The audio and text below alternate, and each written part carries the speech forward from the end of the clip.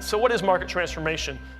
It's about changing business as usual. It's about changing the rules of the game, providing information where it's missing, and addressing market failures so people can make money by doing the right thing.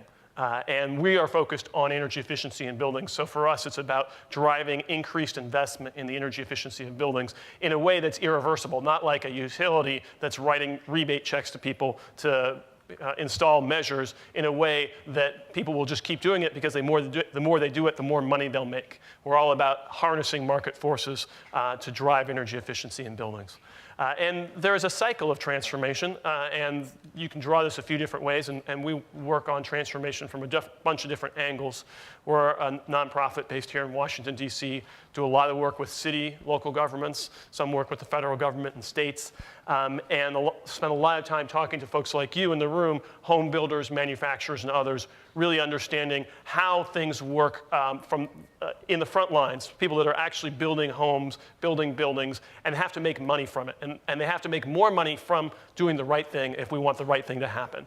And so the first step of one of these cycles of transformation is you have better measurement and awareness of energy use. Smart grid and things like that can feed into it. Rating and disclosure mandates on the big building side make a lot of sense. We're not so sure about that on the single-family home side. There are a lot of ways, though, you can build that in. The market then compares energy efficiency among different homes, say, and it rewards efficiency. The more efficient homes sell for more. You have competition to build more energy efficient homes. Higher efficiency becomes standard. It becomes the norm to build more energy efficient homes. And then you lock that in by strengthening the energy code and effectively requiring what's already being done by the leaders and hopefully a lot more than just the leaders. So that is one cycle, and then you start it all again as codes help feed awareness. We heard this before. Everyone has numbers that we've heard. There are different ways of counting it. But bottom line is that buildings are the single largest sector of our economy in terms of driving our energy use and in terms of driving our carbon emissions, as well as other air pollution problems from power generation. And most of the buildings that will be standing in 2030 have already been built. So we don't just need to focus on new construction. We need to think really hard about improving our built environment, the homes that have already been built and will continue to be occupied long into the future. A couple folks have shown this slide already. We have our 3-year code cycle, and for a long time there in the 1990s, we saw virtually no increase in the energy efficiency requirements in the IECC energy code. Then all of a sudden, with the 2009 code, you had a 15% reduction in energy consumption, regulated energy consumption at least, permitted, and then they get another 15% drop down to IECC 2012. So that was, the folks that were pushing for stronger energy codes, they pretty much got what they were hoping to get. It was a big change, and that's a huge break from the past, and it's going to take the industry a while to swallow that change. Folks in the room here, you all are building products, building homes that already well exceed IECC 2012 in many cases, but there are a lot of folks for whom this is a really big adjustment, and that includes building officials as much as anyone else. You saw some talk about a 50% increase. We don't expect that you're going to see a 50% increase in the next code, the 2015 codes, because of the need to swallow all those changes. We expect a relatively small change in terms of total energy efficiency out of the 2015 energy code. Our focus is working to help make the 2015 energy code more enforceable, clearer, easier for builders to follow the rules, make it set it up so that innovative products can get credited for the ways that they save energy in the code. Changes to the absolute code requirements are probably not politically or otherwise feasible for this code cycle, for the 2015 IECC, in part because a lot of jurisdictions haven't yet adopted the 2012. So how do you get that 30% change that we've seen recently in the 2012 IECC? This is a summary, an infographic that we've created. I realize you can't read it, but it calls out things like building envelope, This is for a typical home, 2,500 square foot home in Atlanta. Building envelope requirements going from an R13 to an R20 in the walls, increasing decreasing U value requirements in windows, increasing requirements in terms of 75% of the lighting fixtures now have to be high efficiency. For the first time, you have to have duct tightness testing and air sealing testing. That wasn't really the norm at all until the 2012 IECC. A lot of transformations, especially for building departments that don't own any duct blasters or blower doors. They got to start thinking about using third-party HERS raters and others to help enforce that. And of course, the builders and others have to adjust to that new world. So that raises the fact that, especially that you don't have these likelihood of new changes in the next code, raises the importance of code compliance. If you had full compliance with the IECC 2012, you'd save about $40 billion in 2008 dollars every year by 2030 from the incremental additional energy efficiency of those homes, and carbon savings equivalent to taking 39 million cars off the road. But again, the 2015 code, you're not going to see the same level of improvement. So we need to be focusing on energy code compliance. We know that code compliance is a problem around the country. In many jurisdictions, you're seeing energy code compliance below 50%. Less than 50% of the homes are fully meeting the energy code. And that's leaving money on the table. There's a huge opportunity. If you could just get all of those homes to be energy compliant, you'd save an enormous amount of money at a very good investment. We did some economic modeling with quite a few other groups that contributed to the modeling based on census and Energy Information Agency data. And we calculated that for every $1 that you invest in improved energy code compliance and enforcement, you get $6 in energy savings. And that's discounted to net present value, and that's including the incremental cost to the builder. It costs more to build in compliance with the code. So we have a bunch of best practices that we've researched. Some of them are targeted at building departments, things like how do you use third parties to do performance testing on ducts and blower door testing. How do you streamline the code process? Everybody benefits if you can get your permits faster with less paperwork, and it doesn't have to spend as long. Time is money. Design accountability, giving architects a role not just in assuring that the plans meet code, but assuring that the big buildings, and we're not talking about single-family homes here, actually meet code. And a variety of other case studies, all relatively short and to the point, based on actual practices that are succeeding in jurisdictions around the country. We'll be announcing at the ICC annual conference in October, winners of our energy code enforcement competition, building departments that are doing innovative things in terms of accomplishing good code compliance using limited resources, and also, I think, giving a fair shake to builders and processing permits quickly. Energy code compliance has a lot of different benefits. First of all, it's just a fairness thing. If I'm a home builder and I'm complying with the code, I want to make sure that all my competitors are complying with the code. It creates jobs. You're keeping money in the community by saving money on energy, and a certain portion of that money goes into labor. And all else equal, energy efficient homes tend to be more labor intensive and less material intensive because you have things like smaller heating and cooling systems, shorter duct work, but things like air sealing and insulation are relatively labor intensive activities that create a lot of jobs. The insurance rates in the future, we're going to see, I think, lower insurance rates for homes that are in communities that have building departments that are assuring good code enforcement, code compliance across the board, including energy efficient, including compliance with the energy codes. And you're going to see lower mortgage rates for energy efficient homes and enhance access to mortgage finance for energy efficient homes, because we know that if you have more money in your pocket because you're not spending as much on your energy bills, you can afford to spend more on the mortgage, and that needs to be reflected in our system, and it is not currently reflected.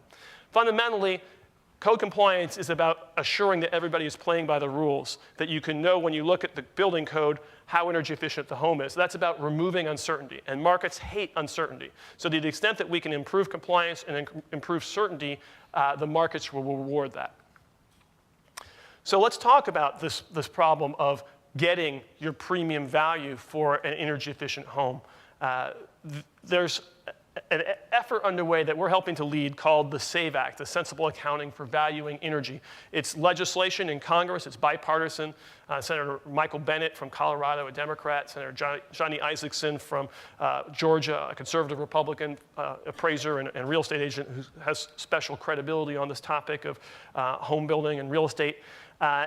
What the act says is that because if you have lower utility bills, you can afford to spend more on your mortgage, that's going to get factored into the underwriting system. Right now, we have an underwriting system federally mandated. This isn't what the banks are choosing to do. This is what they're basically forced to do by Fannie Mae and Freddie Mac and FHA. They have to ignore energy as part of the equation. So they look at your principal, interest, taxes, and insurance, but they don't look at your energy costs, even though your energy costs are bigger than your taxes or your insurance. So you need to change the ratio so that if you have an energy efficient home, it becomes easier to qualify on the debt to income side. And if you don't have an energy efficient home, then you just use the default values and it doesn't impact your ability to qualify. You also need to, and this is critically important, address the appraisal side.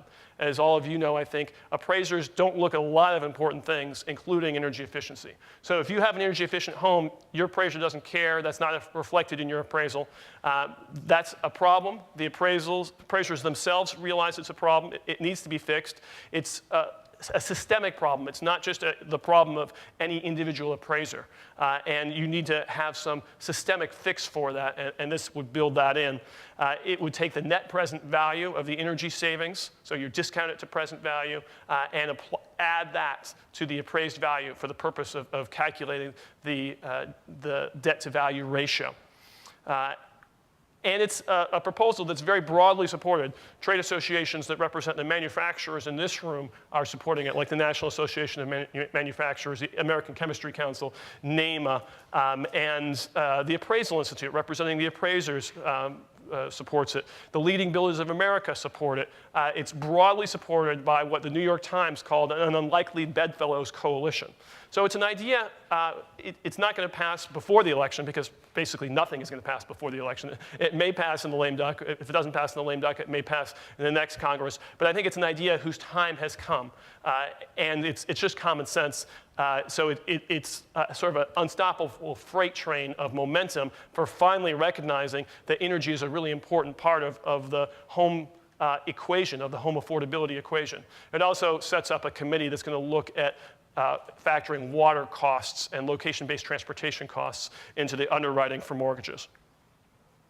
So what can you as manufacturers in the room do? Well, what I would say is you've got, if you're selling energy efficient products that are benefited by the energy codes, I would focus now on what can you do to improve compliance with those codes. Because the fact is that they're not going to, the model codes aren't going to improve dramatically, at least this round, but there's an enormous opportunity to get jurisdictions to adopt the codes and to get good compliance with the codes. And that's fundamental. There can be controversy around adoption, but I don't think anybody is really will push back on, if we have a code on the book, we need to have compliance with that code. And you as manufacturers can do a lot more than you already are to help with that. Now, many of you have good training, some of the highest quality training out there to code officials, to builders, to their trades on how do they build in compliance with the code is being provided by your sales reps. And I would say double down on that. That's a great thing. But even more than that, work with each other. I think there's more credibility when you have multiple manufacturers funding a coordinated effort where you don't have an employee of just one manufacturer doing the training and where you have some economies of scale where you can be training the same set of builders, the same set of building officials, the same set of tradespeople on multiple different practices encompassing multiple different products, but jointly leading to more energy efficient homes and more compliance with the energy codes. The other thing, we need tools. As I think Bob said, Thomas Jefferson wouldn't be very surprised with what he saw from our construction industry now. There are so many things. We have some great new technologies, but the fundamentals of how building energy codes are enforced, the fact that we're still providing paper plans to building departments in most places, that everything is still a manual process with manual plan review and inspection. There are huge potential for improvement there. You all can contribute to that with things like auto codes and better tools to help building officials and builders comply comply with the codes. And as we heard before, we do have so much more complexity in terms of things like the layers of our wall assemblies. You all can help very much by providing system solutions that will meet the code, will ensure high quality installation, will reduce the construction defects, and will assure code compliance. So by 2020, we think that we need to get our building officials recognizing the energy codes are life safety codes because they protect against extreme weather events, because they protect our neighbors, because they make our homes more resilient, and to be enforcing energy codes along the same level as the life safety codes. We need to use off-the-shelf technology to improve this unfortunately greatly outdated code enforcement process. We need to get our underwriting system, which is basically federally dictated, to fully factor in the value of energy efficiency and reward home builders for doing a great job of building energy efficient homes, saving money for homeowners, get those home buyers to qualify for more mortgage so they can afford to pay the home builders more money for that home, and the home builders can profit from building more energy efficiency, creating a virtuous cycle of change. By 2030, we think we could see 90% compliance on a broad scale with energy codes. We're working on getting utilities to invest in training and other resources to help train builders and building officials to comply with the codes, to improve code compliance. That's a largely untapped reservoir of funding that we need to tap into. We think that you can have more integration with manufacturers provided integrated solutions, with more integration between the builders and their subs and trades, more integrated design, more innovation. It's very difficult for an industry that is as fragmented as the construction industry to innovate. There's a first mover penalty. If you're having to train your subs, that potentially benefits all of your competitors that are using the same subs. There needs to be some structural changes to accelerate some of this innovation. Another possibility is outcome-based codes. Codes that don't just look at a prescriptive checklist, or even the next step, which has a lot more flexibility for builders and has a lot of benefits, which is a performance-based code where you're doing, say, HERS rating or some other energy modeling to show that the whole home is meeting the code, and it gives you more flexibility to make some trade-offs and put in some innovation. But the next step is potentially looking at outcome-based codes, where you're saying, let's see how much energy this home, or more likely in the nearer future, this large building uses in actual operations. And as long as they achieve a good level of energy consumption in actual operations, they're considered to have met code. And of course, you're not going to kick them out of the building if they don't do that, but there can be some fines or something else to transfer to make other buildings more energy efficient to make it all even out. So that's it. I'm happy to take your questions.